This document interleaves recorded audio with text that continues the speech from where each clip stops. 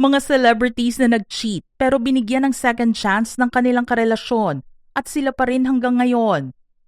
Ruru Madrid. Hayagang inamin ni Ruru Madrid sa Fast Talk with Boy Abunda na nagtaksil siya kay Bianca Umali noong 20 years old lang siya.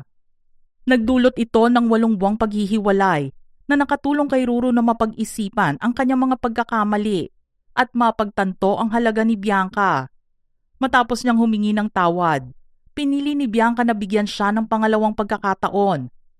Ang subok na ito ay nagsilbing aral sa aktor upang magbago at sa kasalukuyan ay masaya at buo pa rin ang relasyon ng dalawa. Ronnie Alonte. Hindi naging madali ang simula ng relasyon ng tambalang Loini.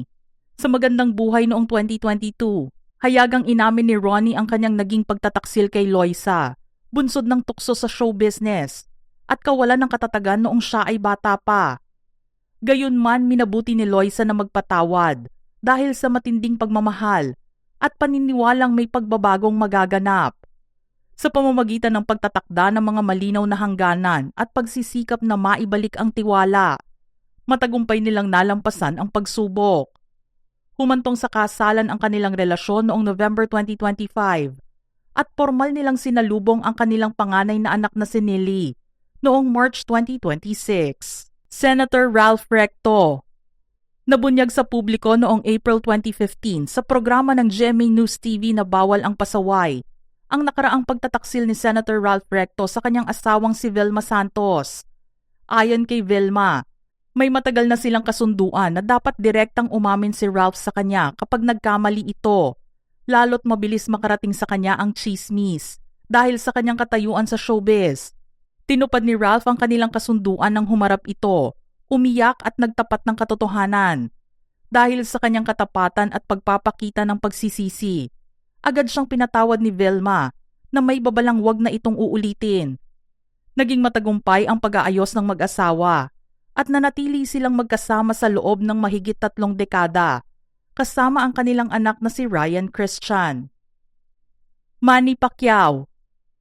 Maraming patunay sa media ang mga balita ng pagtataksil at problema sa marriage ni Manny at Jinky Pacquiao, lalo na noong huling bahagi ng dekada 2000.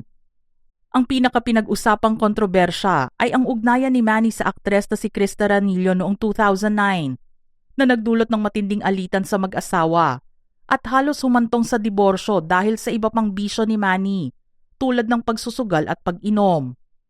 Naging turning point ng kanilang pagsasama ang pagyakap ni Manny sa Christianity noong 2011 hanggang 2012 kung saan tinalikuran niya ang kanyang mga bisyo at humingi ng tawad.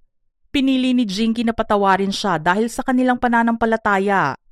Sa kasalukuyan, mahigit 2 dekada ng kasal ang mag-asawa, kasama ang kanilang 5 anak, at itinuturing ang kanilang kwento bilang inspirasyon ng pagpapatawad at pagbabago. Bong Revilla. Paulit-ulit na naging paksa sa entertainment scene ang mga kontrobersya ng pagtataksil ni Bong Revilla Jr. sa asawang si Lani Mercado na nagbunga ng mga anak sa ibang babae, tulad ng non-showbiz na si Lovely Guzman, kung kanino niya anak si Luigi Revilla. Sa kabuuan, may 9 na kinikilalang anak si Bong, kabilang ang 6 sa kanila ni Lani. Sa kabila ng mga public scandal, pinili ni Lani na patawarin si Bong dahil sa kanyang pananampalataya, pagpapahalaga sa pamilya, at mga sumpa sa kasal. Bukod dito, bukas ding tinanggap at inakay ni Lani ang mga anak ni Bong sa ibang babae. Sa 4 na dekada nilang pagsasama, mula noong sila ay ikasal noong 1986, nananatiling matatag ang kanilang pamilya sa kabila ng mga personal at pampulitikang pagsubok. Dr. Hayden Ko. Isang malaking usapin sa mundo ng showbiz ang pagtataksil ni Dr. Hayden Ko kay Dr. Vicky Bello noong 2009 at ang pagkalat ng mga illegal na video nito kasama si Katrina Halili.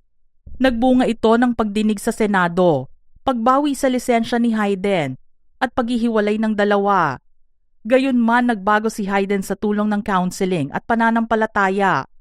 Kaya pinatawad siya ni Dr. Vicky. Muling naibalik ang lisensya ni Hayden noong 2014. Nagkaroon sila ng anak na si Scarlett Snow noong 2015 at ikinasal sila sa Paris noong 2017 bilang patunay ng pagpapatawad at pangalawang pagkakataon. Eddie Gutierrez. Halos 50 years na ang samahan ng dating matinee idol na si Eddie Gutierrez at #1 fan nitong si Annabel Rama. Ngunit sa loob ng halos 5 dekadang pagsasama, hindi masasabing maganda at smooth sailing ang kanilang relasyon. Dumaan din ito sa ilang mga dagok na kinailangan ni Annabel na ipaglaban para sa pagmamahal niya sa aktor.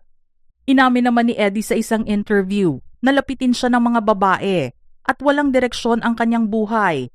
Subalit nagbago lamang iyon nang makasama niya si Annabel na hindi siya sinukuan at ipinaglaban ng kanilang pagmamahalan.